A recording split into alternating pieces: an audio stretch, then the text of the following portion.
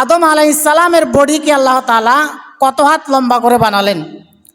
বুখারীর বর্ণনায় হাদিস এসেছে, আন আবি হুরায়রা রাদিয়াল্লাহু তাআলা আনহু আনিন নবী সাল্লাল্লাহু আলাইহি ওয়াসাল্লাম قال খলাকাল্লাহু আদামা আলা সূরাতিহি তুলুহু সিত্তুনা জিরাআ। হযরত আবু হুরায়রা রাদিয়াল্লাহু তাআলা আনহু হাদিসটি বর্ণনা করেছেন। তিনি বললেন, বিশ্বনবী মুহাম্মদুর রাসূলুল্লাহ সাল্লাল্লাহু আলাইহি ওয়াসাল্লাম বলেছেন, আল্লাহ তাআলা আদম আলাইহিস সালামকে 60 হাত লম্বা করে বানিয়েছেন। সুবহানাল্লাহ। তাহলে আদম আলাইহিস সালামের উচ্চতা, আদম আলাইহিস সালাম লম্বা হচ্ছেন 60 হাত। আবার বিশ্বনবী সাল্লাল্লাহু আলাইহি ওয়াসাল্লাম বললেন, ফাকুল্লুম মাইয়াদখুলুল জান্নাতা আলা সূরাতি আদম।